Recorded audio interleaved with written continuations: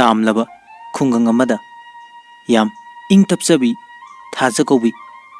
ꯅꯨꯄꯤ ꯑꯃ ꯂꯩꯔꯝꯃꯤ꯫ ꯊꯥꯖ ꯈꯣꯏꯒꯤ ꯏꯃꯨꯡ ꯑꯁꯨꯛꯀꯤ ꯃꯇꯤꯛ ꯌꯥꯝꯅ ꯋꯥꯕ ꯏꯃꯨꯡ ꯑꯃ ꯑꯣꯏꯔꯝꯃꯤ꯫ ꯃꯄꯥꯁꯨ ꯂꯩꯈꯤꯗ꯭ꯔꯦ꯫ ꯃꯕꯨꯡꯒ ꯃꯃꯥꯒ ꯃꯈꯣꯏ ꯑꯍꯨꯝ ꯂꯩꯔꯝꯃꯤ꯫ ꯊꯥꯖꯒꯤ ꯃꯕꯨꯡꯗꯨ ꯍꯦꯛ ꯂꯨꯍꯣꯡꯈꯤꯕꯗꯒꯤ ꯇꯣꯉꯥꯟ ꯆꯥꯔꯝꯃꯤ꯫ ꯌꯨꯝꯗꯨꯗ ꯊꯥꯖꯒ ꯃꯃꯥꯒ ꯃꯈꯣꯏ ꯑꯅꯤ ꯈꯛꯇ ꯂꯩ꯫ ꯊꯥꯖꯒꯤ ꯃꯃꯥꯅ ꯀꯩꯊꯦꯜꯗ ꯏꯟꯁꯥꯡ ꯅꯥꯄꯤ ꯈꯔ ꯌꯣꯟꯗꯨꯅ ꯏꯃꯨꯡ ꯑꯗꯨ ꯄꯨꯅꯔꯤ꯫ ꯑꯃꯔꯣꯝꯗ ꯊꯥꯖꯒꯤ ꯃꯕꯨꯡ ꯑꯃꯗꯤ ꯃꯍꯥꯛꯀꯤ ꯅꯨꯄꯤꯗꯤ ꯅꯨꯡꯉꯥꯏꯅ ꯂꯩ꯫ ꯊꯥꯖꯒꯤ ꯃꯕꯨꯡꯗꯨ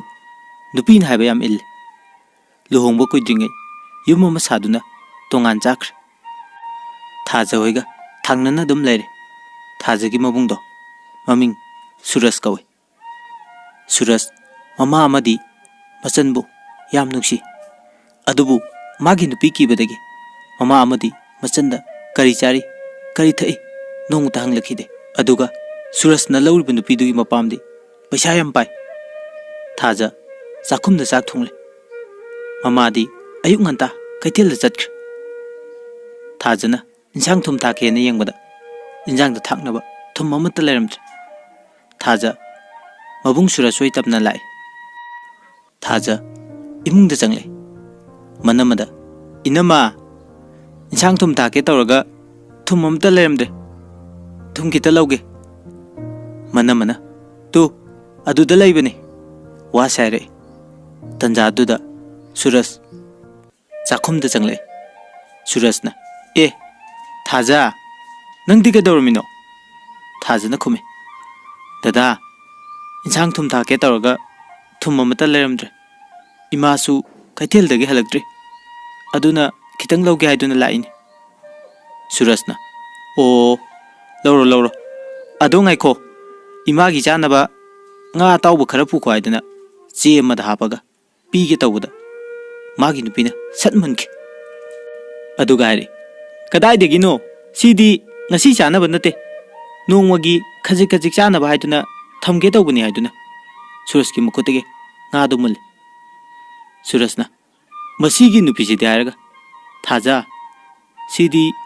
ꯉꯁꯤ ꯆꯥꯅꯕ ꯅꯠꯇꯦ. ꯏꯕꯨꯡ ꯍꯌꯦꯡ ꯂꯩꯔꯒ ꯄꯨꯔꯛꯑꯒꯦ. ꯏꯃꯥꯒ ꯅꯪꯒ ꯍꯥꯎꯅ ꯆꯥꯎꯀꯣ." ꯑꯗꯨꯒ ꯃꯥꯒꯤ ꯅꯨꯄꯤꯅ ꯃꯔꯛ ꯊꯠꯂꯦ, "ꯆꯥꯅꯤ. ꯀꯗꯥꯏꯗꯒꯤ ꯄꯩꯁꯥꯅꯣ ꯍꯥꯏꯔꯤꯁꯤꯕꯣ? ꯎꯗ ꯋꯥꯗ ꯄꯥꯟꯕꯗꯧꯅ." ꯊꯥꯖꯅ "ꯌꯥꯔꯅꯤꯗ ꯇꯥꯆꯧ. ꯑꯩꯈꯣꯏꯁꯨ ꯑꯩꯈꯣꯏ ꯏꯃꯥꯅ ꯂꯩꯔꯒ ꯑꯗꯨꯝ ꯆꯥꯏ." ꯋꯥ ꯁꯥꯏꯔꯝꯂꯒ ꯃꯈꯣꯏꯒꯤ ꯃꯌꯨꯝ ꯇꯝꯅ ꯂꯥꯛꯏ꯫ ꯊꯥꯖꯅ ꯈꯜꯂꯤ, "ꯏꯅꯝꯃ, ꯅꯪꯁꯦ ꯑꯣꯟꯊꯣꯛꯅꯁꯨ ꯐꯠꯇꯦꯗꯀꯣ. ꯏꯅꯝꯃ, ꯅꯪ ꯍꯦꯛ ꯂꯥꯛꯄꯗꯒꯤ ꯏꯃꯨꯡꯁꯦ ꯃꯊꯛ ꯃꯈꯥ ꯑꯣꯜꯂꯦꯀꯣ." ꯋꯥ ꯁꯥꯏꯗꯨꯅ ꯃꯃꯤꯠꯇꯒꯤ ꯃꯄꯤ ꯇꯥꯗꯨꯅ ꯀꯞꯂꯤ꯫ ꯊꯥꯖ ꯃꯥꯡꯒꯣꯟꯗ ꯐꯝꯗꯨꯅ ꯇꯨꯃꯤꯟ ꯀꯞꯇꯨꯅ ꯂꯩꯔꯝꯃꯤ꯫ ꯊꯥꯖꯒꯤ ꯃꯃꯥ ꯀꯩꯊꯦꯜꯗꯒꯤ ꯀꯨꯝꯂꯛꯏ꯫ ꯃꯃꯥꯅ "ꯏꯍꯦ, ꯅꯪꯕꯨ ꯀꯗꯥꯏꯗ ꯆꯠꯂꯨꯒꯦ?" ꯊꯥꯖꯅ "ꯏꯃꯥ, ꯇꯥꯆꯧ ꯍꯣꯏꯗꯒꯤ ꯊꯨꯝ ꯂꯩꯔꯝꯗ꯭ꯔꯦꯅ ꯊꯨꯝ ꯂꯧꯔꯨꯕꯅꯤ."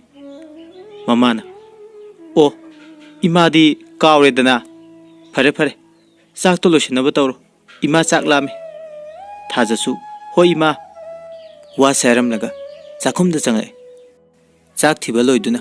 ꯃꯃꯥ ꯃꯆꯥ ꯄꯨꯟꯅ ꯆꯥꯛ ꯆꯥꯃꯤꯟꯅꯔꯤ꯫ ꯑꯁꯣꯝꯗꯁꯨ ꯁꯨꯔꯁꯀ ꯃꯇꯩ ꯃꯅꯥꯎ ꯆꯥꯛ ꯆꯥꯔꯤ꯫ ꯁꯨꯔꯁꯀꯤ ꯅꯨꯄꯤꯒꯤ ꯃꯃꯤꯡ ꯍꯥꯏꯕꯤꯁꯅꯥ ꯀꯧꯏ꯫ ꯍꯥꯏꯕꯤꯁꯅꯥꯅ ꯁꯨꯔꯁꯇ ꯆꯥꯛ ꯆꯥꯕꯗ ꯉꯥ ꯃꯌꯥꯝ ꯑꯃ ꯍꯥꯞꯄꯦ꯫ ꯁꯨꯔꯁꯅ "ꯑꯦ, ꯅꯪꯕꯨ ꯉꯁꯤꯗꯤ ꯉꯥꯁꯦ ꯂꯣꯏꯅ ꯆꯥꯔꯣꯏꯅ ꯍꯥꯏꯈꯤꯗꯥꯏꯅꯦ?" ꯍꯥꯏꯕꯤꯁꯅꯥꯅ "ꯍꯣ, ꯍꯥꯏꯖꯤꯟꯕ. ꯀꯩꯗꯧꯗꯣꯏꯅꯣ ꯃꯤꯗ ꯄꯤꯖꯔꯒ? ꯑꯗꯨꯒꯤ ꯁꯔꯨꯛ ꯑꯩꯈꯣꯏ ꯑꯣꯏꯅ ꯄꯦꯟꯅ ꯆꯥꯕꯅ ꯍꯦꯟꯅ ꯐꯩ." ꯁꯨꯔꯁꯅ "ꯑꯁ, ꯅꯪꯁꯤꯗꯤꯕ, ꯑꯩꯁꯦ ꯅꯪꯅ ꯑꯗꯨꯝ ꯉꯝꯂꯒ ꯂꯩꯔꯦ." ꯃꯥꯒꯤ ꯅꯨꯄꯤꯅ ꯍꯥꯏꯔꯤ, "ꯑꯩꯅ ꯉꯝꯃꯩ ꯅꯠꯇ꯭ꯔꯣ ꯉꯁꯤꯒꯤ ꯐꯤꯕꯝꯁꯦ ꯌꯧꯔꯛꯏꯁꯦ? ꯅꯕꯤ ꯑꯃ ꯑꯩꯅ ꯇꯣꯉꯥꯟ ꯆꯥꯔꯛꯄꯗꯒꯤ ꯅꯪꯅ ꯃꯔꯦꯛ ꯃꯍꯥꯎ ꯊꯣꯛꯅ ꯂꯩꯖꯔꯤꯗꯣ." ꯋꯥ ꯁꯥꯏꯔꯒ ꯄꯩꯔꯒ ꯂꯩꯈ꯭ꯔꯦ꯫ ꯅꯨꯃꯤꯠꯇꯨꯁꯨ ꯑꯁꯨꯝꯅ ꯍꯧꯈ꯭ꯔꯦ꯫ ꯅꯣꯡꯉꯥꯜꯂꯦ꯫ ꯃꯊꯪꯒꯤ ꯅꯨꯃꯤꯠꯅꯤ꯫ ꯊꯥꯖꯒꯤ ꯃꯃꯥꯁꯨ ꯀꯩꯊꯦꯜꯗ ꯉꯥꯏꯍꯥꯛ ꯆꯠꯂꯨꯒꯦ ꯍꯥꯏꯗꯨꯅ ꯆꯠꯈ꯭ꯔꯦ꯫ ꯊꯥꯖꯒ ꯂꯩꯀꯥꯏꯒꯤ ꯃꯥꯒꯤ ꯃꯃꯥꯟꯅꯕꯤ ꯂꯤꯟꯊꯣꯏꯒ ꯉꯥ ꯐꯥꯖꯦ ꯍꯥꯏꯗꯨꯅ ꯉꯥ ꯐꯥꯔꯤ꯫ ꯅꯨꯄꯥ ꯈꯔꯁꯨ ꯃꯈꯣꯏꯒꯤ ꯈꯨꯡꯒꯪ ꯑꯗꯨꯗ ꯀꯣꯏꯕ ꯂꯥꯛꯑꯝꯃꯤ꯫ ꯃꯈꯣꯏꯅꯁꯨ ꯎꯔꯦ नुपी अनीना nga फारिदो महेश ना थाजबु उरे महेश गाड़ी दगी फट कुमथरगा थाजन लेरिबा अदोम लागा थाजगी मतौदो ngahak yengduna le nupa ani amadi गाड़ी दगी कुमथरकते थाजना याम वाना ngamboi ngamdobe बार्टिल लमा पाएगा इसिंग सिटपदो उबदा नुंगाइत्रदुना महेश मखोइगी मनाक्ता कुमथरगा थाजदा कदाय फिरोसिदा आई सिटपीगे हारगा थाजगी बार्टिन लौरगा इसिंग सिटपा हौवे ममानबा मने ए बा मसिबु ngawra jalo bai महेश कइनो तोरिदुबो लोई मोलनी महेश ना खुमी यानी खंगाव से ताकलगा तोइसु उद्रो ममानबा मनम तौ तो मागी थोप तौजेसनी हायरनु मखोइनिसु तुमिन लैरे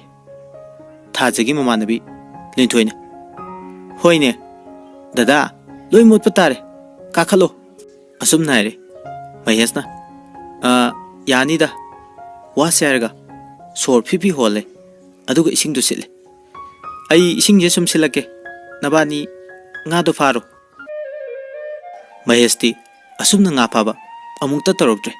हाइसु हेते इसिंग छिटपा लोरदुना मासु nga फाबा यावसिल थाजगी मनाक्ता nga ama leire haiduna फागे तौरिंगे nga दो नानथोक्तुना चेनख्रे थाजदी सोमदा नोकनिंगबदा लोरे महेश nga दो कोइतान तानाबदुदा थाजना नुंगाइत्रदुना मानो इने फाबिरे महेश नाइरे ओ अदुई nga दो मरे याम तौइने अइना फागेना यादे लिंथोइ नाइरे दादाना हाइता तौरिने असुमना ngahak nga फारबा मतुंगदा मखोइसु nga फाबा लोरदुना इसिंगदा मखोंग मुखु चामथोए महेशना इचलनी की मिंगदी करी करी कौबा लिंथोइ नाइरे अइगी दि लिंथोइ अदुगा मागिना थाजा महेशना ओ नंगबु स्वाइदगिरो लिंथोइ माने महेशना हारे कइनो मादी वागा अमता गांगदेना लिंथोइने खुमे मादी मसागिने याम इकाइगन मने महेश फरे फरे अदो हयेंगदी आई पुंग अनीदा स्वाइदा लाके नोइनी थोलकेरा लिंथोइ होय थोलके महेशना फरे दुदी आइसु हनक्रगे नोइसु हनक्रो थाजना लिंथोइदा nga खरा पीकी साइदुना थाजना nga खरा लौथोगा महेश तपीरे महेश थाजदे यंगगा तरंग अमदा लैख्रे थाजना से nga से लौसिलो आइदुना पिरमलगा थाजगा लिंथोइगा मखोइनी सु चतख्रे ममानबा अनीदुना ओय ओय चतख्रे लेउकी गायब्रो महेश ज्ञान खंगता हे तारे हा होय होय चलसे ममानबा मन नंगदी मनिंगदो ओइना फमलो नथंदा सक फजबे बुंगो नुपीगी दमकता थवाई फावबा पामुद्रबो नंगबो नुपीनी कायना मसक फजबजु नत्तबदुदा सक फजरमलदी पतेंग पांगबिगे खलमने असुम नाइरे ममानबा कोइरेंगना ममानबा मदुगी ममिंगना मनी कौवे मनीना आइसु तंदना ngahak uiki gaiduna uiriduni wase harga मखोइनी न नोक्सले महेशना हे नोइसु नोइना उदबै तौरिने मकोक्ता कोक्सेट हापदुदा सक्सिंगसिदी युम यौनबा प्रप्रप थौ गारिदो ड्रेस याद्रे मनीने ए खरा कुइने लयु कैनो nga फारकलदुदी मनीने लांगनै महेशता महेशना साउनिंगबुइ कैबो यारे यारे ओजा खंजरे खंजरे assume नाइरे ngahaki matung Mahesh होइकी मयुम you're Mahesh की मतै मना ए कैदौरे फ्री खंगाउदुदि मनीने खुमे nga फारबिनि तैमा मतै मना फ्रिट फिरो मोना फाद्रसु लैरगा चारसु याबसिदा मनीने खुमे इतैमा मागी से nga पामै नतेदा वा मखा तागे तौरिंगे महेश मनी के कोइरेंगा मागी काते पुसिनख्रे मतै मना करिनुने मोइना हाइसिबो फजन सु हाइरमदे खंग्रेदा तौरि साइरम लगा मतै मसु इमुंग त चंख्रे सोमदा महेशना नखोई अनिबु ngawrba ha karino ba haidubo haiba yaesu khangde yadesu khangde नखोई अनि से आइदी लोइना बयाम वादुरीदा कोइरेंग होय नुपी दौना पेट पेट ngang nan लेरनु अखोई नाइ से नंगी न तौदने महेशना यारे नोय अनि नयुम चलो थेंगे मनीना होय इबुंगो sak फजबौ नंग ना हाइद्रसु अखोई सचरगे nga पामबौ महेशना हाइरे अदो हयेंगदी चमिना दुइनिको कोइरेंगना खुमे होय होय नंगना पुनिंग मफमदा चतना लेरबने अखोई नि से हारेमलगा मखोई नि छु चतख्र महेश फमुंग देबतुना ngसाई की मैम दो निंचिंगे नोफे का तौरदुना ngसाई की दो था जायबा इस फजे है मदुगी नुपी दो अइना लौदबा याद्रे ममित अनि तुनगा अइंगोंदा कुफेट काफेट के येंगलना असुमना मतौदु निंचिंदुना महेश वाकल खना खना अदुम तुमथख्र मतै मना महेशबु चाक चार से आइदुना हौदोकपा चंगे महेश ना हाइरे इतैमा नोंगा लबो मतै मना हे मसी येंगुने कदाइदि नोंगान मनो नुमितारिने नुंदांगी चाक चार से आइदुना कौरिबने महेश ना ओ इतैमा आई तुमलुबसिदा पुंगाव ngawre मतै मना लाओ लाओ हाइरमलगा मतै मसु तोख्र महेश कोइगी मचिन मना अहुमने नुपा ngakतने मतै मनिसु थबक लोइने तवे मयाम बनिसु तवे मतै मयामगा मागी नुपागदि थबक मफमदा लेखि महेशना अतोमबने महेश चाखुमदा चंगक्तुना चाक चारे मतै महलना हाउख्रेदा इनाउगी ngaसिदि ममागा मपागनसु अखोई इचा तोंबगी ngaसिदि स्वाइदगी मानदेबु ममाना मखा तारे लेखोमगा उंगतै तैगा लारबु स्वाइदगी ओइरमलरोय नोंगता लेखोमदा कुमदबा इचाना हे लवाई नुपीगा दि पुसिलकनुको इमादि हारिसिनि पुसिलादि आइदि यारोयको महेश चाका फत तोकलगा थोख्रे मपाना हे ममा कइनो नोइना हारिदुबो अंगांगसे चाका फजना चाकिद्र लवाइना करिनो इम्फालना करिनो लवाई इम्फाल हाइबसे मीगी वंगांग संगांगना लवाई इम्फाल खाइबनिको हेरा कई कानदबदा वा सेरमलगा मपासु चाकतोगा थोख्र ममौगा ममा इबेमलगदि पैरगा लेहवे इबेमलना नोइना पासे कइनो माना nganglisibo अतोमना लवाई नुपीगा पुसिलादि कमदौनी युमसिगी इज्जतका येंगदखै अदुमनगा तौरादि तोंगाना थमगदबनि मसा मसु थबक मसा अमा तौरबनि मसागा चानबा थबक ओइरदि हारगा असुमना ममौगा ममागा नोक्तुन वारी सानरी महेश कोइगी इमुंग पैसा याम पाइ हाइबगी मतिक मीबु क्या उसिते अचाउरब यामना पामे पामद्रिबा हाइबबु मपागा महेशगा खक्तनि अतैदि चप माने सोमदना महेश मागी कादा नोंगानबसे ngaibon onthongna wadurida aidi ngasi sibo matamse sungchat hechate pungda mu yengi wakhalda mu khal koisata mu chale tawduna leire phamungda mu changlaga wakhal khanduna adum tumthakre nongale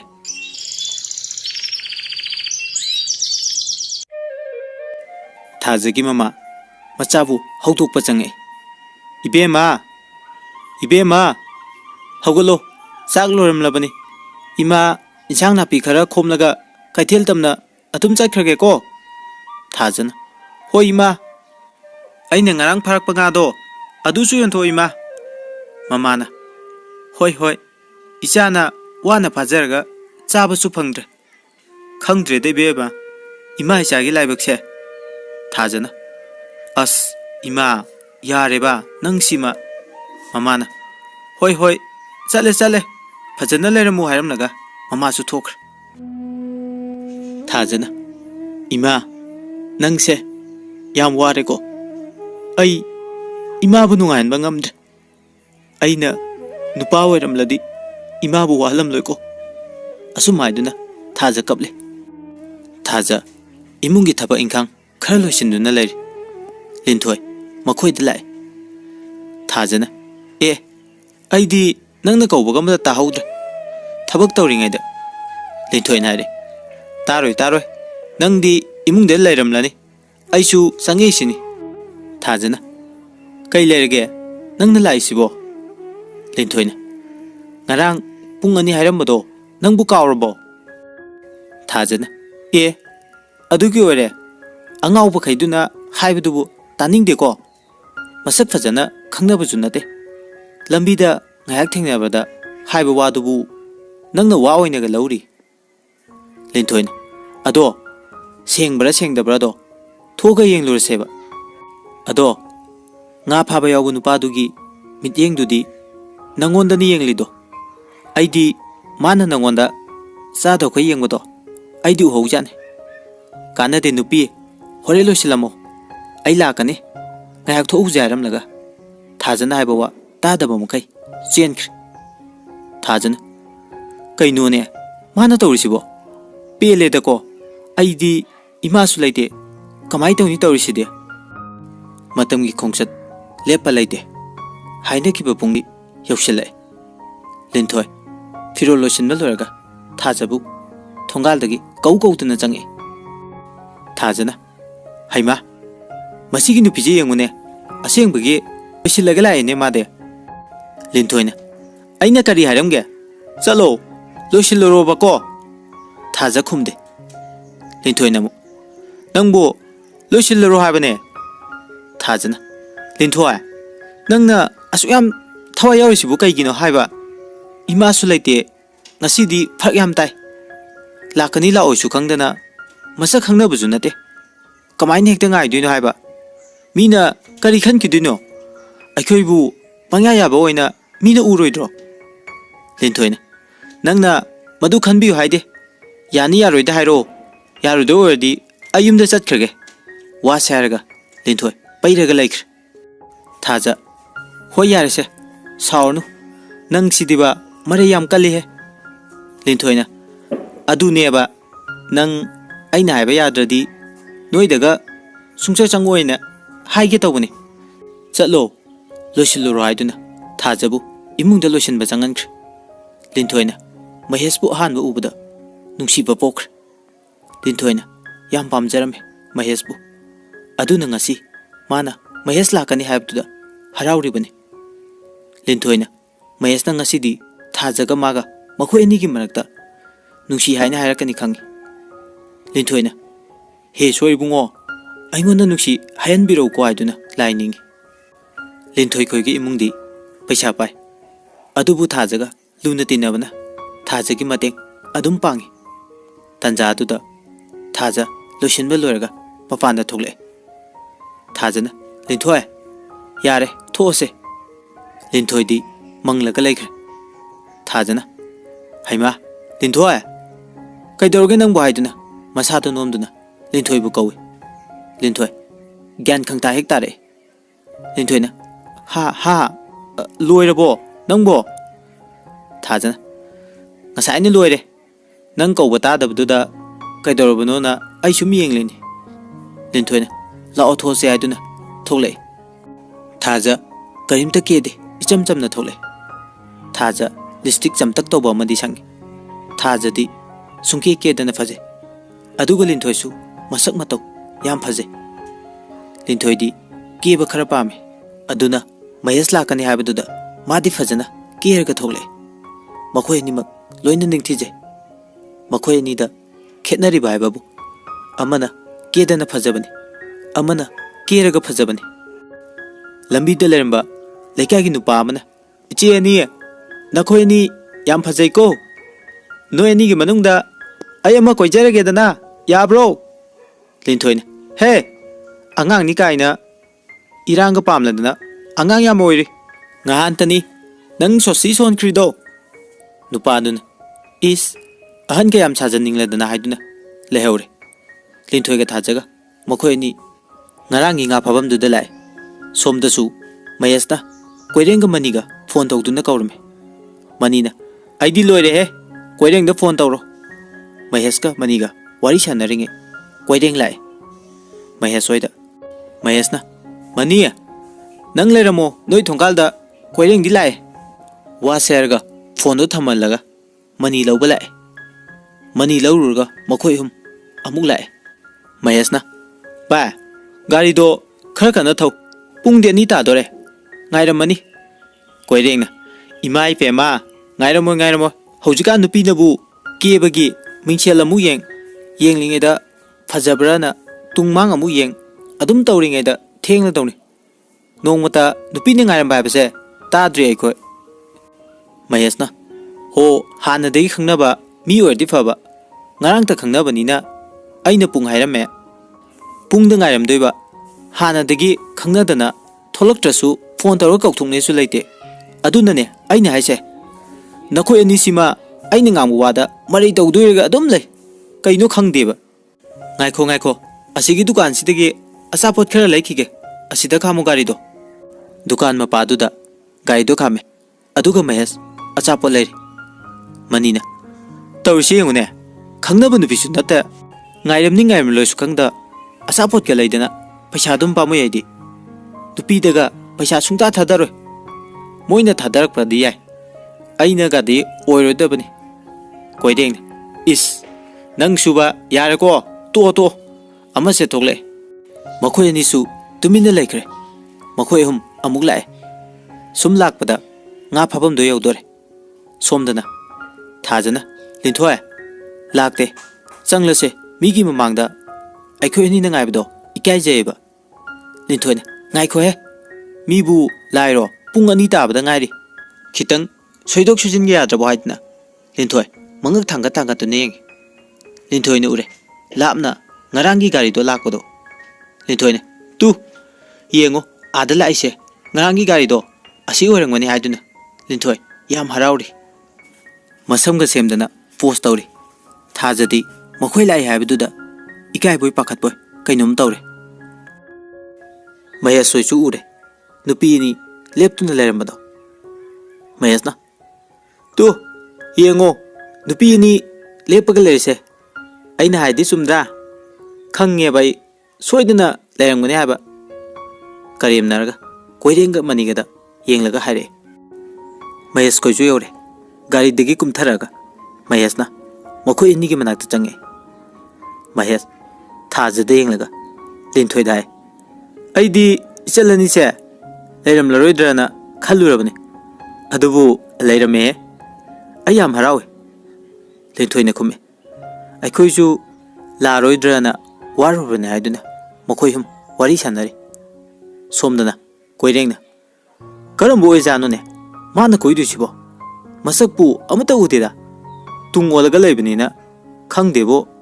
tungdagidi yam phajare masamga sangtak tawduna manina muhare tungdagidi phajare mangda thirambasu yawbuni ko asum maiduna makhoi ni dinoi koirengna mayase tawrisi yengune nupi ani gi maidaga mana ga changsilaga kenadanaga karamba noba magi sibo asum haiduna hainari tanja duda thajama dilin thoi mayesbu kana la ijano haiduna heng thore koirenga maniga su makhoi ni neng thorapud ure linthoi ga thajaga masak to koirengna kaino ba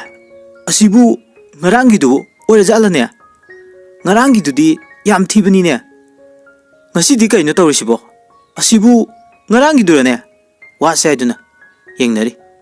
tanja duda thajagi mabung gari thawraga manamaga lakpadu ure thajana linthoi asidi ekoi ta chawne kamai tawne tawrisidi linthoi na thaja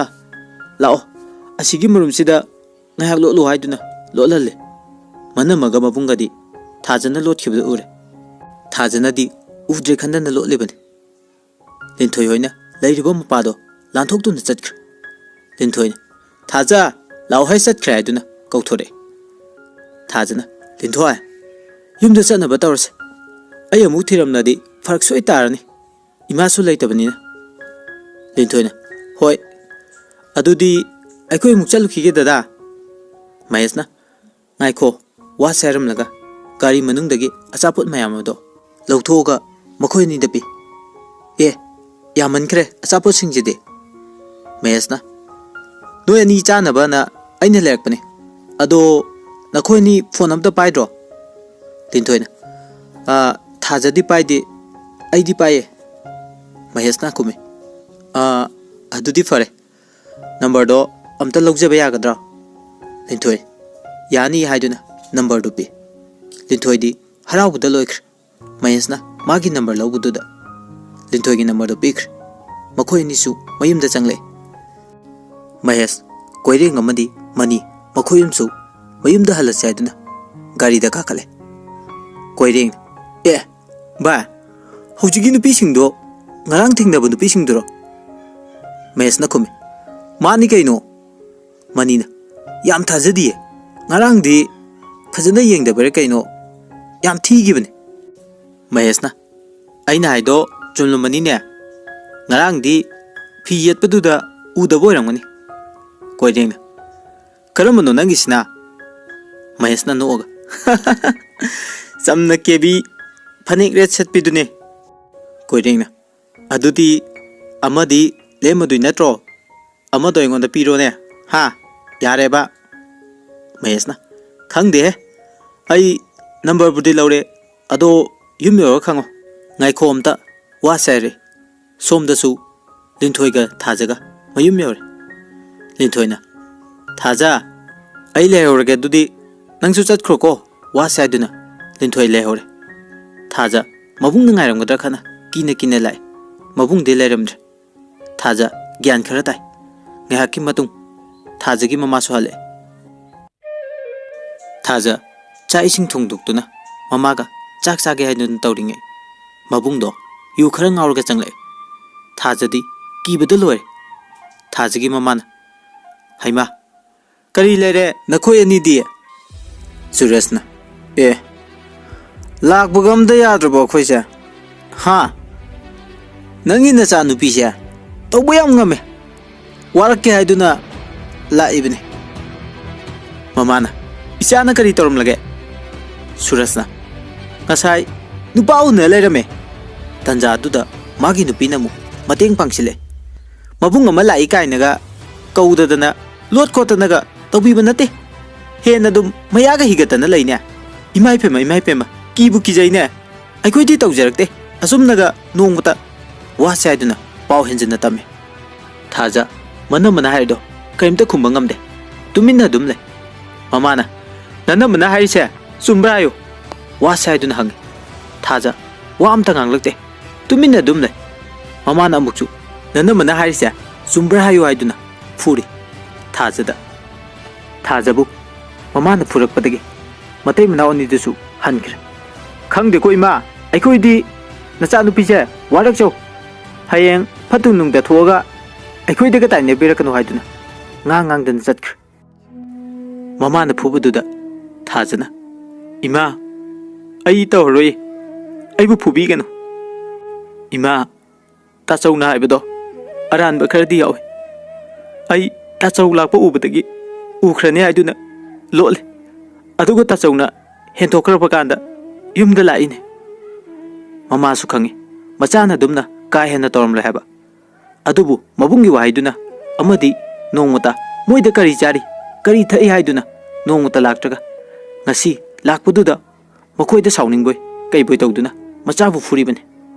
mamana ima gi bema nang ima pu warugunu ko aisu khange ichana adumna tormle haba makoida wa haijabdi ngamdabdi nangonda taine khibane mabung ama leiri haibado maduda ngai adubu kari kanari nangi nena nongmata afaba amata tawdrabane nangdi lairadana aibu mama aibu hanu yenkhit nupi sin haiba induna laikre nabungna mabung ama ni kaina imagi di tok machal ama leiri kaina nongmata nangi kari tawbiba yaukhrabage wa saiduna machabu konduna kape Mahesh कोइसु नुमितारे हंजिलकपदा मखोय हुम पुन्ना महेश होइदे चंगले ममाना कदाइदे चलुगे नोइबो हा असुक थेंगलसिबाव हंजिलकनी न खंगद्रबो वासेदुना ngangle मखोय हुम वामता nganगदना महेश की कादा चंख्र Mahesh ki mamana Manibu amta lao haiduna kauthoi aduga manina kaidorge ima mamana hangi nakhoibu kadai da chaluge ba manina khume ima aikhoi buro namong nupi unaba chalui mamana kadai de gino nupi du ha manina asengba pawbumba loina haire fare fare dudi hairam naga mama do imung de changr aduga mamung nupi handa paw du tamle mamana nupi du imung manung kamaina tawbono khangnaba nangna khara hona haiduna mamung nupi da mamana haire mani Mahesh ki kada buk change Mahesh na aikhoi mana kari hareino mani na khume o aikhoi je kadai da chaluge ye aina namong nupi unaba chaluina hairamabane adugi nida Mahesh ka makhoi hum chak chare aduga mani ge koirenga mayum da halaga aiduna mayum da hankra Mahesh mayum da dum lehore Mahesh mana ngasai laukhiba number du da phone tawga aiduna magi phone do lakthoe aduga phone tawre linthoi somda chak chare magi phone du da phone lakpa tabaduna kanano haiduni yeng number save tawram da baduda Mahesh oram lani haiduna phone do phat pai khale Mahesh na hello sibu linthoi oirabo linthoi na hoi mane dames lo mane linthoi nangi kai lerege Mahesh wam ta haige tawbani kamai haidino khangdreda aduna sum khallini linthoi na kumi da Mahesh hekta hayo aingonda bu kari wano Mahesh na adudi hairge ko nasagi namanabido thaja haibra kaino adudo aini yam pamjarure aigi thamoisina mabu khoidarure mabu aini nungsi hairena amta haibi kera linthoi wahe du tabada wakhal yam nungai khit mana khalambaga Mahesh na haidorakpagadi yam khetnare linthoi na haibi ge da Mahesh na mabu khangnaba amta laitabrane linthoi na khume laitabane nupa amta koidribane Mahesh na adudi yam pharene tan chap chare mabu aina nungsi hairena amta haibiu ko nangne yanaba tawro linthoi hoi haige adudi da Mahesh phone je thamage hayeng moide chalurge aduga mana kari harake habado aduda yenglase wa saga phone ado thamkre linthoi thawai yam nungaitre Mahesh bu mana yam nungsije linthoi na khale linthoi nangi na raibakse ondok na thida ko adubu thajaga igase yam lu na tinaba imanabini aina da Mahesh bu nungsi haibase thaja da haidu or aina wase haidu orabadi ma amuk yara ar aigi nuksibadi thamoi da dum laikhrasan hoida da Mahesh phangaudrasu mamanaba ma hekta koiraga lore adu oiradi thajaga iga hayengwai fawba mai tanadredana asumna mathanda khanje wakhanje khana khana linthoi adum dum thakr mathangi numini linthoi chak toga nungthil thaja koida lai thajagi mama su lerme linthoi thajaga mama ga lerm tuda thajada haige khana lakpodo haiba ngamdre linthoi na ima ngasidi kaithel chatrabo thajagi mama na hoine he ima ngasidi kaithel chatre hayeng insang khara khomluraga nganna chatlagena nangbu sumla iro kaidawba lakpano linthoi na sumla ini ma yumda ithanda sumlaibudo tofung khangdena la ini thajana lao aigi kada lairu saiduna linthoi bu pusankr thajana kai lerge nangbo linthoi na kumi nangonda wa ma haigena lakmane adu nungai roi ngasidi nang hayeng do aikoi damta lao wa seram laga linthoi mayum da chatkr thajana khale kari ler jano ne asibo aikoi ma lai haiba sida nungai tari sina kari khangtreda hayeng khangbai duni linthoi mayum meore linthoi na Mahesh ta phone tore Mahesh na linthoi kari hairake linthoi na khume da Mahesh moi mama lewe aduda ai haiba ngat nungai trena haidre hayeng do aikhoi da lawan hairam abane Mahesh na o aidi nangna phone torok pasida pau nungai ni na harauraga hoida hayeng ai ba haiduni nangsu aigi damak pangwa wabi re tawise linthoi na wadeda ibungi mateng pangmani na khallagi Mahesh na thajabu yaradi nangi aina karino ma soiden labi duni linthoi na khume hoi yara kanda kauni ko kaw roida linthoi na hoida aduda kawinu wasai ne raga makoi ni chu phone to thamnak Mahesh ti thajana kari harakani khanbada wakal kaya ama khanduna le matai mana ka ta changlaga asum nai Mahesh nangbu tumlibu kaidawrige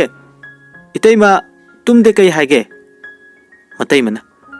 itai mana haige dori wase nang yadaba yaroi ko Mahesh khume itaima kari wano hekta hairu matai mana ri nangi damak aikhoina doctor tamlibi pi masa ma haina dunna lerabni nang langpang wakan khangunu ko yadaba su yaroi Mahesh na e kaino itaima aigi wasum ta tadana nakoina hairisibo ai madu yaba ngamloi kanano karino khangbusu nate matai mana khangde yadaba yaroi waseram laga thokre Mahesh sauraga noina ngamra aina ngamra habado yengu aina kedobage habado wasaiduna Mahesh sauduna laikre asumna numitu saukre mathangi numine nongale thajagi mama kaithel chatna baiduna insang napi singdo sem sari thaja chu yauri mama na ibe ma loirabo nangi dubo thajana ima loire ima chak cha thongna ba tawro kari insang bu thongge thajana ima kangsoi na thonglabani mama na hoi phare horen di insang ahobo ma cha si chak to thonglamu ai thengla su insang di ima halaga taunaba tausiko mama su chak cha thokpa loiduna kaithel chatkani na thokle macha nupa Surasna e kaithel chatorbai ma kari kana dabada lupa manga taragi damak mi mangda yam ikai je ko nacha se faraju phatraju thabak macha amadi torobani na mi mamangda imani haibado ai ikai ne mama na khume kari nachinduna adu haiba ngamlaba nongta nangbu ima hoi kari chari kari thai ga duna nongta yengbra ha aduga mana migi mamang ikai ji kana haijaba sari ne insang se masi yolaga imung se waraswana puri bani kaithel thoktradi aikhoibu chara helo haibro migi mamangda namane haibada ikai bai se leitre na khalo wa seram laga phat on thoktu na chatkr thajana tamo yare ima se nungairo adumaini hairadi yare tokpiro Surasna hey taning dene amta ngasidagi isel su leitre ima su leitre haina khallabani ai lamket pi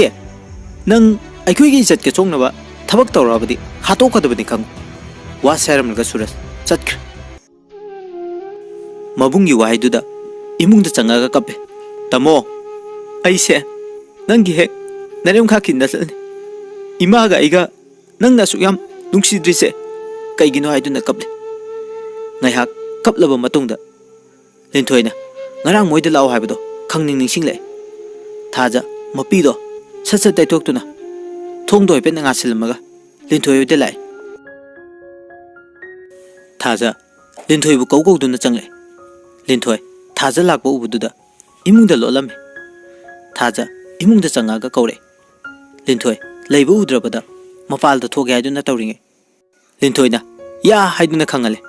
khangpre khangi thaja khangbrane nangbo khangdadi kaino wa sergale linthoi na thaja kaidorge nangbo kapuba male namai namit ka ipom pom disibo thaja na khume kasu tawdeda linthoi na hairo sasat ngasi phawbada ai nangonda walotabani ko thaja na hoi hairaga ngasai thoki pa thawdu pumba loine lirame ꯂꯤꯟꯊꯣꯏꯅ ꯍꯥꯏꯔꯦ ꯊꯥꯖ ꯅꯈꯣꯏ ꯇꯥꯆꯧꯁꯦ ꯌꯥꯝ ꯐꯠꯇꯦꯀꯣ ꯅꯣꯏꯕꯨ ꯀꯩꯝꯇ ꯅꯨꯡꯁꯤꯕꯒ ꯄꯣꯛꯇ꯭ꯔ ꯃꯥꯜꯂꯦ ꯊꯥꯖꯅ ꯌꯥꯔꯦꯁꯦ ꯅꯪꯅ ꯍꯥꯏꯒꯦ ꯍꯥꯏꯕ ꯋꯥꯗꯣ ꯀꯔꯤꯅꯣ ꯍꯥꯏꯔꯛꯑꯣ ꯂꯤꯟꯊꯣꯏꯅ ꯍꯩꯃꯥ ꯑꯩꯗꯤ ꯏꯀꯥꯎꯕꯨ ꯀꯥꯎꯏꯅꯦ ꯑꯗꯣ ꯅꯪ ꯌꯥꯅꯤ ꯌꯥꯔꯣꯏ ꯍꯥꯟꯅ ꯍꯥꯏꯔꯛꯑꯣ ꯊꯥꯖꯅ ꯈꯨꯝꯃꯤ ꯅꯪꯅ ꯍꯥꯏꯕ ꯋꯥꯗ ꯑꯩꯅ ꯀꯔꯤ ꯌꯥꯗꯕ ꯌꯥꯎꯈ꯭ꯔꯒꯦ ꯂꯤꯟꯊꯣꯏꯅ ꯑꯗꯨꯗꯤ ꯋꯥꯁꯦ ꯍꯥꯏꯔꯒꯦꯀꯣ ꯑꯗꯨꯕꯨꯔꯣ ꯅꯍꯥꯟꯒꯤ ꯅꯨꯄꯥ ꯉꯥ ꯐꯥꯕ ꯌꯥꯎꯕꯗꯣ ꯑꯗꯨꯅ ꯅꯪꯁꯦ ꯅꯨꯡꯁꯤꯌꯦꯅ ꯍꯥꯏꯔꯛꯏꯕ ꯊꯥꯖꯅ ꯉꯝꯃꯣꯏ ꯉꯝꯃꯣꯏ ꯑꯗꯨꯗꯤ ꯑꯇꯩꯒꯤ ꯑꯣꯏꯔꯕꯣꯏ ꯈꯜꯂꯨꯔꯦ ꯂꯤꯟꯊꯣꯏꯅ ꯌꯥꯗꯕ ꯌꯥꯔꯣꯏ ꯍꯥꯏꯗꯨꯅ ꯑꯗꯨꯝ ꯇꯛꯇꯨꯅ ꯂꯩꯔꯦ ꯊꯥꯖꯁꯨ ꯍꯣꯏ ꯑꯩ ꯌꯥꯔꯒꯦ ꯅꯪ ꯁꯤꯗꯤꯕ ꯂꯤꯟꯊꯣꯏꯅ ꯑꯗꯨꯅꯦꯕ ꯑꯗꯣ ꯑꯩ ꯃꯉꯣꯟꯗ ꯌꯥꯔꯦꯅ ꯍꯥꯏꯈ꯭ꯔꯒꯦꯀꯣ ꯊꯥꯖꯅ ꯍꯥꯏꯈ꯭ꯔꯣ ꯂꯤꯟꯊꯣꯏꯅ ꯐꯣꯟ ꯁꯠ ꯇꯧꯋꯦ ꯃꯍꯦꯁꯇ ꯔꯤꯡ ꯆꯠꯂꯦ ꯃꯍꯦꯁꯀꯤ ꯐꯣꯟꯗ ꯐꯣꯟ ꯂꯥꯛꯑꯦ ꯃꯍꯦꯁ ꯐꯣꯟ ꯄꯥꯏꯈꯠꯂꯦ ꯑꯗꯨꯒ ꯋꯥ ꯑꯇꯩ ꯍꯥꯏꯕ ꯅꯪꯗ꯭ꯔꯤꯉꯩ ꯃꯍꯦꯁꯅ ꯂꯤꯟꯊꯣꯏ ꯃꯥꯅ ꯀꯔꯤ ꯍꯥꯏꯔꯛꯑꯒꯦ ꯂꯤꯟꯊꯣꯏꯅ ꯏꯁ ꯋꯥ ꯍꯥꯏꯕꯒ ꯅꯪꯗꯦꯅꯦ ꯃꯍꯦꯁꯅ ꯑꯩꯁꯦ ꯐꯣꯟ ꯇꯧꯔꯛꯄ ꯉꯥꯏꯔꯝꯃꯤꯅꯦ ꯂꯤꯟꯊꯣꯏꯅ ꯈꯨꯝꯃꯤ ꯍꯣ ꯊꯥꯖꯗꯣ ꯌꯥꯔꯦ ꯍꯥꯏꯕ ꯃꯍꯦꯁꯅ ꯑꯁꯦꯡꯕꯩꯔꯣ ꯂꯤꯟꯊꯣꯏꯅ ꯑꯁꯦꯡꯕꯅꯤ ꯀꯩꯅꯣ ꯊꯥꯖꯁꯨ ꯑꯩꯒꯤ ꯅꯥꯛꯇ ꯂꯩꯌꯦ ꯃꯍꯦꯁꯅ ꯑꯗꯨꯗꯤ ꯃꯥ ꯑꯝꯇ ꯄꯥꯏꯍꯜꯂꯧꯅꯦ ꯂꯤꯟꯊꯣꯏꯅ ꯊꯥꯖꯗ ꯐꯣꯟꯗꯨ ꯄꯤ ꯊꯥꯖꯅ ꯏꯁ ꯏꯀꯥꯏꯖꯩꯍꯦ ꯑꯩ ꯂꯤꯟꯊꯣꯏꯅ ꯌꯥꯔꯦꯍꯦ ꯏꯀꯥꯏꯔꯨꯅꯨ ꯁꯦ ꯍꯥꯏꯔꯒ ꯐꯣꯟꯗꯣ ꯅꯝꯗꯅ ꯄꯥꯏꯍꯜꯂꯦ ꯊꯥꯖꯅ ꯍꯜꯂꯣ ꯃꯍꯦꯁꯅ ꯅꯪ ꯑꯩꯅ ꯍꯥꯏꯕ ꯋꯥꯗꯣ ꯑꯁꯦꯡꯕ ꯌꯥꯔꯕ꯭ꯔꯅꯦ ꯊꯥꯖ ꯈꯨꯝꯃꯤ ꯌꯥꯔꯦ ꯃꯍꯦꯁ ꯋꯥꯗꯣ ꯍꯦꯛ ꯇꯥꯕꯒ ꯌꯥ ꯍꯥꯏꯗꯨꯅ ꯈꯪꯂꯥꯎ ꯂꯥꯎꯔꯛꯑꯦ ꯊꯥꯖꯁꯨ ꯈꯪꯄ꯭ꯔꯦꯛ ꯍꯦꯛ ꯈꯪꯉꯤ ꯐꯣꯟꯗꯣ ꯂꯥꯛꯇꯅ ꯂꯪꯊꯣꯛꯑꯦ ꯂꯤꯟꯊꯣꯏꯅ ꯍꯩꯃꯥ ꯀꯩꯗꯧꯔꯒꯦ ꯍꯥꯏꯕ ꯊꯥꯖꯗꯤ ꯐꯣꯟ ꯑꯗꯨ ꯄꯥꯏꯌꯨ ꯌꯥꯗ꯭ꯔꯦ ꯀꯤꯕꯗ ꯂꯤꯟꯊꯣꯏꯅ ꯗꯥ ꯃꯍꯦꯁ ꯀꯩꯗꯧꯔꯒꯦ ꯊꯥꯖꯁꯦ ꯐꯣꯟ ꯄꯥꯏꯌꯨ ꯌꯥꯗ꯭ꯔꯦ ꯃꯍꯦꯁꯅ ꯑꯩꯅ ꯍꯔꯥꯎꯃꯟꯗꯅ ꯈꯪꯂꯥꯎ ꯍꯦꯛ ꯂꯥꯎꯔꯨꯔꯦ ꯑꯗꯨꯗ ꯃꯥꯗꯣ ꯈꯪꯉꯤ ꯑꯣꯏꯔꯝꯅꯤ ꯂꯤꯟꯊꯣꯏꯅ ꯏꯁ ꯂꯣꯏꯔꯦꯍꯦ ꯑꯗꯨꯗꯤ ꯐꯣꯟꯁꯦ ꯊꯝꯃꯒꯦ ꯀꯣꯟꯅ ꯑꯃꯨꯛ ꯁꯥꯟꯅꯔꯣꯀꯣ ꯐꯣꯟꯁꯦ ꯊꯥꯖꯗ ꯑꯗꯨꯝ ꯄꯤꯈ꯭ꯔꯒꯦ ꯍꯣꯔꯦꯟ ꯋꯥꯔꯤꯗꯣ ꯐꯖꯅ ꯁꯥꯟꯅꯔꯣꯀꯣ ꯃꯍꯦꯁꯁꯨ ꯍꯔꯥꯎꯅ ꯍꯣꯏ ꯍꯥꯏꯔꯒ ꯐꯣꯟ ꯑꯗꯨ ꯊꯝꯈ꯭ꯔꯦ ꯂꯤꯟꯊꯣꯏꯅ ꯊꯥꯖ ꯊꯤꯟꯕ ꯊꯣꯛꯂꯦ ꯁꯦ ꯐꯣꯟꯁꯦ ꯍꯣꯔꯦꯟ ꯃꯥ ꯐꯣꯟ ꯇꯧꯔꯛꯀꯅꯤ ꯍꯥꯏꯕꯅꯦ ꯅꯪ ꯄꯥꯏꯈ꯭ꯔꯣ ꯋꯥꯔꯤ ꯐꯖꯅ ꯁꯥꯟꯅꯧ ꯊꯥꯖꯅ ꯏꯁ ꯇꯜꯂꯦ ꯑꯩ ꯏꯀꯥꯏꯖꯩ ꯍꯣꯔꯦꯟ ꯑꯃꯨꯛ ꯂꯥꯎꯔꯛꯇꯅ ꯂꯤꯟꯊꯣꯏ ꯅꯣꯛꯑꯒ ꯍꯣꯏ ꯏꯕꯦꯝꯃ ꯍꯣꯔꯦꯟꯗꯤ ꯀꯩꯁꯨ ꯂꯥꯎꯔꯛꯑꯔꯣꯏ ꯁꯦ ꯐꯣꯟꯁꯦ ꯄꯥꯏꯌꯨ ꯑꯁ ꯅꯪ ꯁꯤꯗꯤꯕ ꯑꯗꯣ ꯅꯪ ꯂꯩꯍꯧꯔꯣ ꯑꯩꯁꯨ ꯆꯠꯈ꯭ꯔꯒꯦ ꯂꯤꯟꯊꯣꯏꯅ ꯅꯪꯕꯨ ꯌꯥꯔꯗ꯭ꯔꯅꯦ ꯊꯥꯖꯅ ꯈꯨꯝꯃꯤ ꯌꯥꯔꯅꯤ ꯂꯤꯟꯊꯣꯏ ꯅꯌꯨꯝ ꯌꯧꯅꯕ ꯆꯠꯂꯨꯀꯣ ꯊꯥꯖꯅ ꯍꯣꯏ ꯍꯥꯏꯗꯨꯅ ꯊꯥꯖ ꯆꯠꯈ꯭ꯔꯦ ꯊꯥꯖ ꯆꯠꯈ꯭ꯔꯕ ꯃꯇꯨꯡ ꯉꯁꯥꯏꯗꯒꯤ ꯊꯤꯡꯀꯠꯇꯨꯅ ꯊꯝꯂꯝꯕ ꯂꯤꯟꯊꯣꯏꯒꯤ ꯃꯄꯤꯗꯣ ꯇꯞꯅ ꯇꯥꯔꯛꯑꯦ ꯅꯨꯃꯤꯗꯥꯡꯒꯤ ꯃꯇꯝꯅꯤ ꯆꯥꯛ ꯇꯣꯛꯑꯒ ꯊꯥꯖ ꯐꯃꯨꯡꯗ ꯍꯤꯞꯇꯨꯅ ꯂꯩ ꯊꯥꯖꯅ ꯈꯜꯂꯤ ꯀꯩꯅꯣ ꯑꯩꯅ ꯃꯉꯣꯟꯗ ꯌꯥꯔꯦꯅ ꯍꯥꯏꯈ꯭ꯔꯤꯗꯨꯕꯣ ꯑꯩꯕꯨ ꯀꯃꯥꯏꯅ ꯇꯧꯅꯤ ꯑꯁꯨꯝꯅ ꯋꯥꯈꯜ ꯈꯜꯂꯤꯉꯩ ꯐꯣꯟ ꯇꯧꯔꯦ ꯃꯍꯦꯁ ꯊꯥꯖ ꯐꯣꯟꯗꯨꯗ ꯌꯦꯡꯗꯨꯅ ꯂꯩ ꯗꯥ ꯃꯍꯦꯁ ꯍꯥꯏꯗꯨꯅ ꯊꯥꯔꯝꯃꯤ ꯊꯥꯖꯅ ꯍꯩꯃꯥ ꯐꯣꯟ ꯇꯧꯔꯦ ꯀꯃꯥꯏꯅ ꯇꯧꯅꯤ ꯑꯩꯗꯤ ꯍꯥꯏꯗꯅ ꯐꯣꯟꯗꯨꯗ ꯌꯦꯡꯗꯨꯅ ꯑꯗꯨꯝ ꯂꯩꯔꯦ ꯑꯁꯣꯝꯗꯅ ꯃꯍꯦꯁ ꯀꯩꯗꯧꯔꯖꯥꯠꯅꯣꯅꯦ ꯐꯣꯟ ꯄꯥꯏꯔꯛꯇꯦꯅꯦ ꯑꯃꯨꯛꯀꯁꯨ ꯇꯧꯏ ꯑꯗꯨꯁꯨ ꯄꯥꯏꯔꯛꯇ꯭ꯔꯦ ꯍꯦꯔꯥ ꯑꯃꯨꯛꯀꯁꯨ ꯇꯧꯒꯦ ꯍꯥꯏꯗꯨꯅ ꯐꯣꯟꯗꯣ ꯑꯍꯨꯝꯂꯛ ꯁꯨꯕ ꯑꯣꯏꯅ ꯇꯧꯔꯛꯑꯦ ꯍꯟꯗꯛꯇꯤ ꯐꯣꯟ ꯑꯗꯨ ꯄꯥꯏꯔꯛꯑꯦ ꯃꯍꯦꯁꯅ ꯊꯥꯖ ꯀꯩꯗꯧꯔꯦ ꯉꯁꯥꯏꯈꯩ ꯐꯣꯟ ꯄꯥꯏꯔꯛꯇ꯭ꯔꯗꯤ ꯊꯥꯖꯅ ꯈꯨꯝꯃꯤ ꯄꯥꯏꯁꯤꯔ ꯄꯥꯏꯔꯣꯏꯁꯤꯔꯅ ꯈꯜꯂꯤꯉꯩꯗ ꯇꯧꯔꯤꯅꯤ ꯃꯍꯦꯁꯅ ꯑꯗꯨꯗꯤ ꯀꯩꯒꯤ ꯄꯥꯏꯅꯤꯡꯗ꯭ꯔꯤꯅꯣꯕ ꯊꯥꯖꯅ ꯈꯨꯝꯃꯤ ꯀꯩꯁꯨ ꯇꯧꯗꯦꯗ ꯑꯗꯣ ꯑꯩ ꯐꯣꯟꯁꯦ ꯊꯝꯃꯒꯦ ꯀꯣꯟꯅ ꯑꯃꯨꯛ ꯁꯥꯟꯅꯔꯁꯦ ꯃꯍꯦꯁꯅ ꯀꯩꯅꯣ ꯐꯣꯟꯗꯤ ꯄꯥꯏꯔꯛꯄꯗ ꯉꯥꯏꯔꯤ ꯐꯣꯟ ꯊꯝꯃꯒꯦꯅ ꯍꯥꯏꯁꯤꯕꯣ ngaiko thamkinu nangi se aiga wari yam sananingdabai waro asengbu dairo ai phone tawroi amu hana ai su ikaije aina phone namdanaga tawrakpado adudi ai thamage amu hana nangoda tawraro thajana ngaiko adugi nati mi sum ikaidena tawraga mayesna khumi e ikai na adudi nang aibu nuksidabai natro nangna ai nukside aibase adum taksare na sana linthoi na nangbu na sana yada namdana yahalene thaja khume nate ai isana yabane mingondaga taina no mayesna asengbe adudi aingonda ikairunu ko nasidagi phone da wari fajana sananaba ikainadaba yaiko thaja khume yai ado ikainade kana katokarande hairakanu mahesh noi as hairoida aigi oidri phau phare adudi nangsu umjaro thenge hayeng nangne haungalagana ai haudoro aina ngalagana nang haudorake wa sairga phone ado thamkhri thajana maheshna phone thamkhra matungda mathanda khale kaino aina mabu nungsiba polaisina ikang khangongdana as khangdreda nungsiba aibase kuihaude wakhalda khalaga nokjari aduga thajasu pothakhr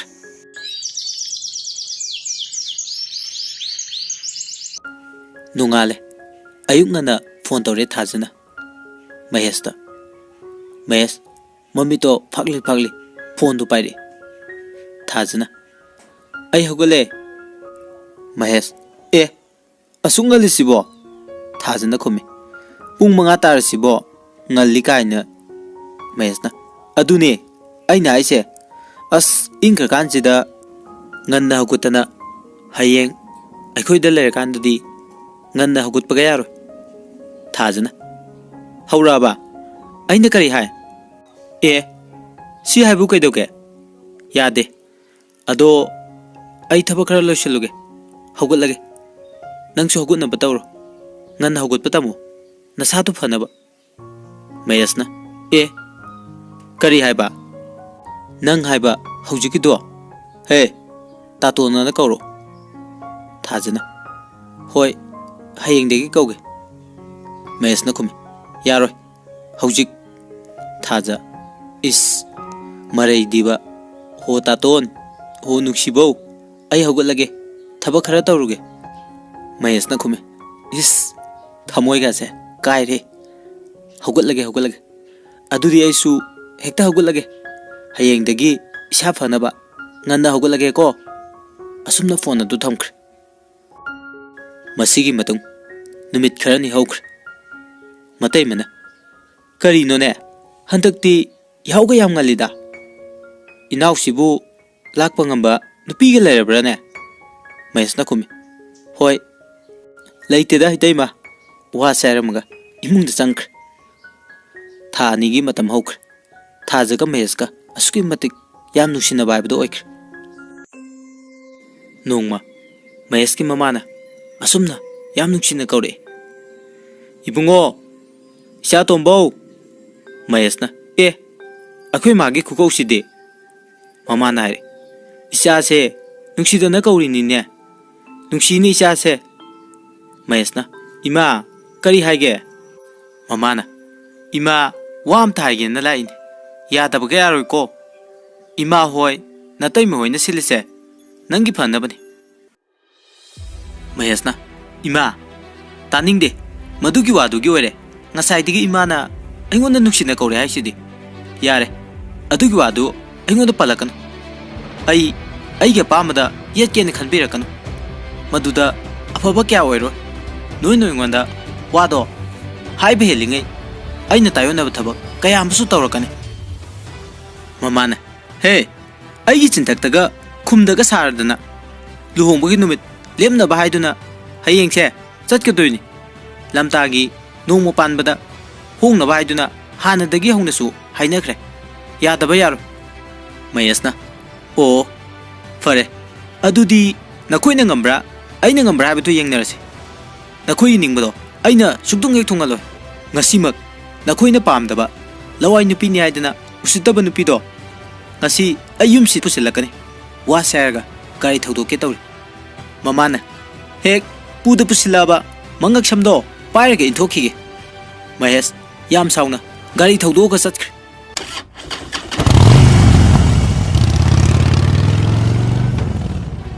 mamadi saudana machabu yengduna lehore mahesh sum lakpana thaja khoigi khul yore mahesh thaja da phone tawre phone do ring chale adubu phone do pairaktra amuksu tawsil handakti phone na do paire mahesh ta yam sauna nang kai de chaluge ha thajana taton ai kon phengobane thajana adum na harakpadu da mahesh khardi saubu phare mahesh khangi thaja da mana chela se harurdi yaroi haba mahesh na thaja aikoi ni amta una saujik thajana as taton yaroye ngarang di aise noi gi umda mau ere kaina su tawrame aduga ima su leitabani na nungai roi mahesh o aina lam lapna laga thokla rosini ne thajana khume nang aingonda hana hangudi kedoge kedau laino mahesh na khangde ai ngai rabani noi thongal ma parom da leirabani wa serga phone ado thamkhre thaja thokte yaroi khanduna thongalum da thole thajana kaino khara lamna lermu yadro lao gari thoro swaida khara lamna unaruse natradi swaida di pharak tani haiduna thaja su mabung thokla di haiduna pakhana gari da phat thongkhre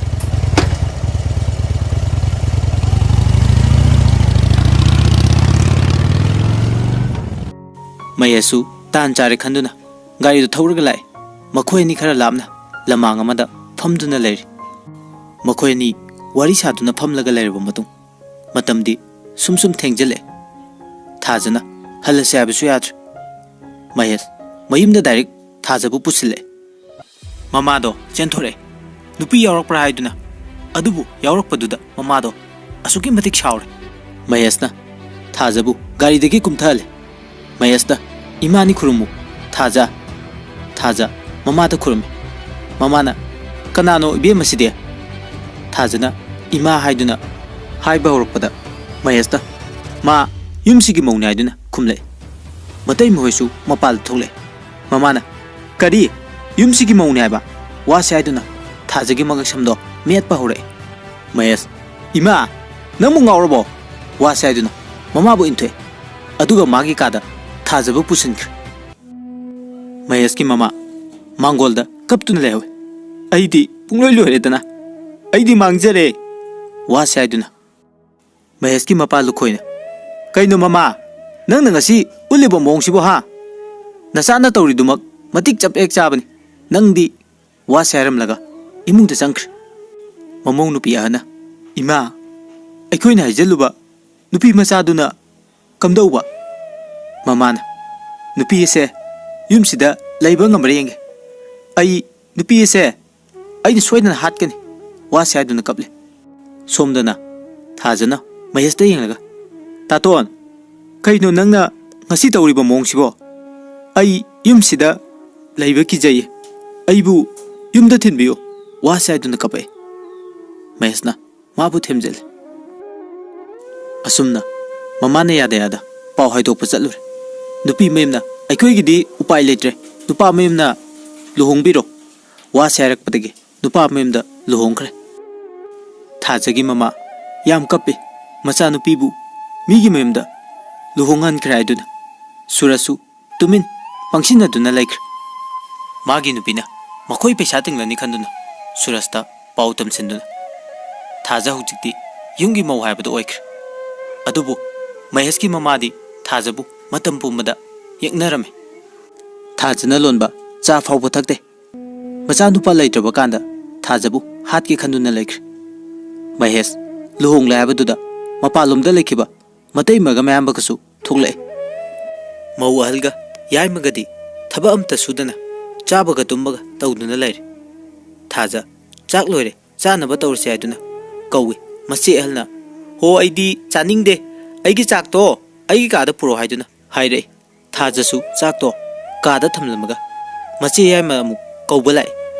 मासु चानिंगदे कोना चागे हाइरगा थोंगदो थिंजिनखि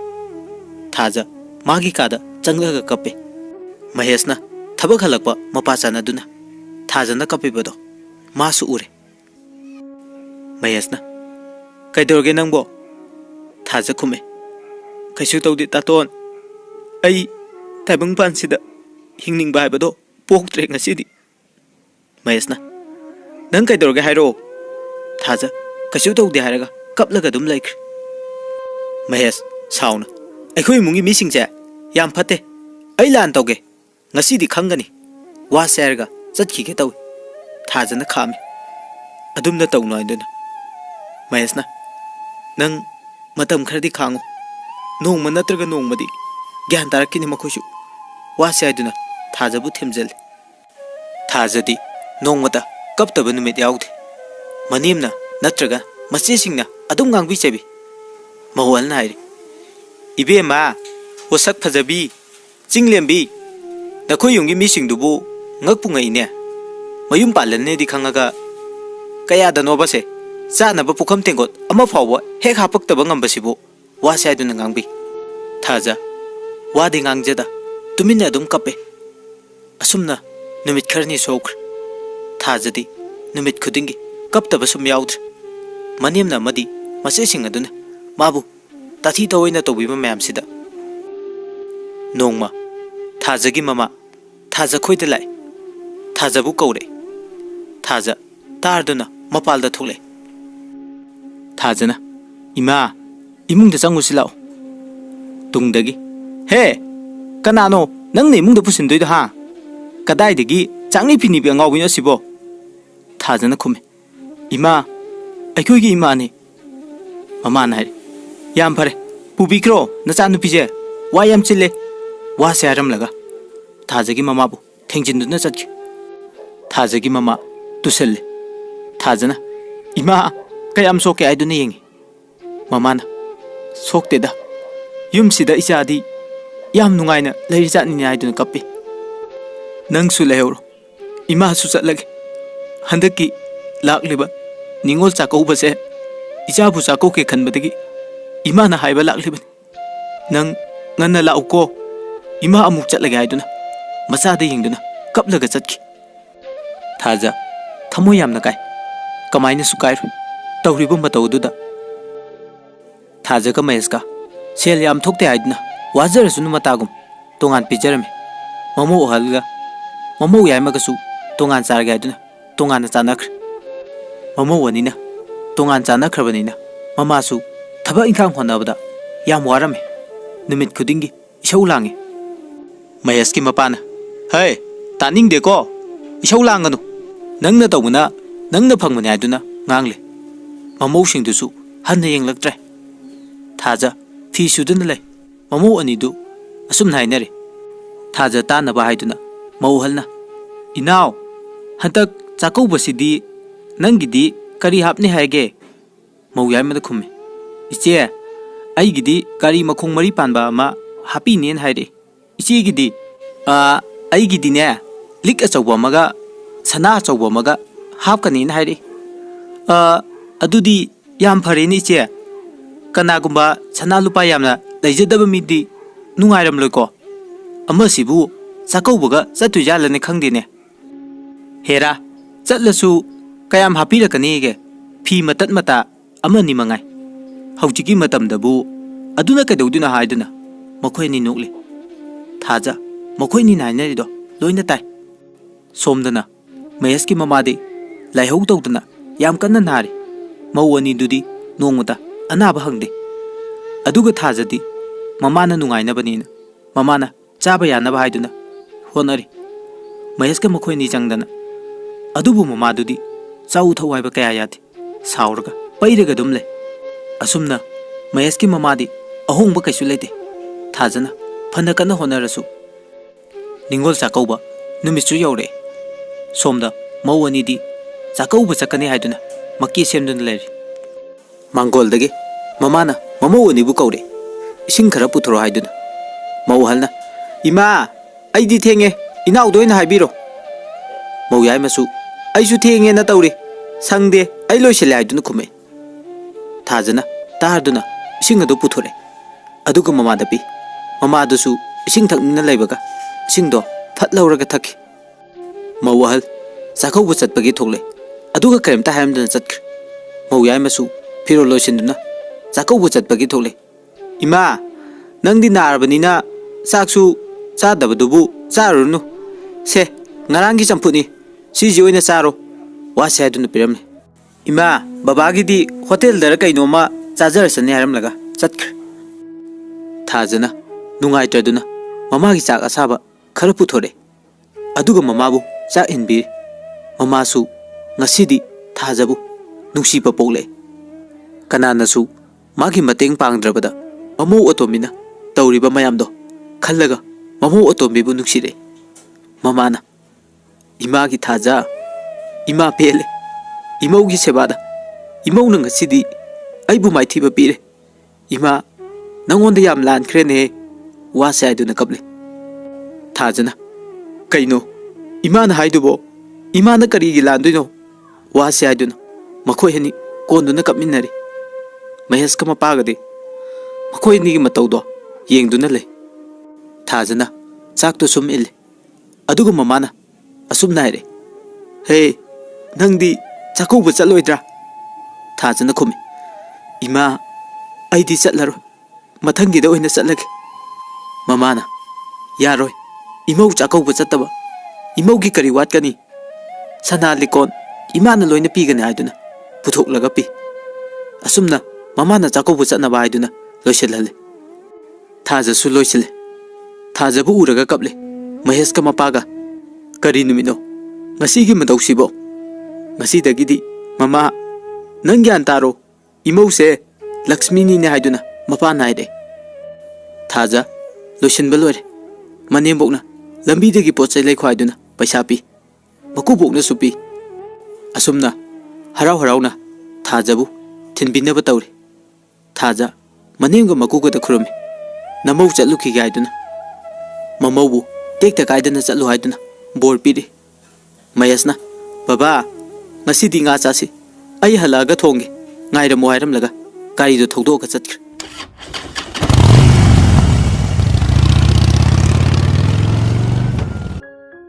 thajasu mayum yore mama na masabu ngai duna lerame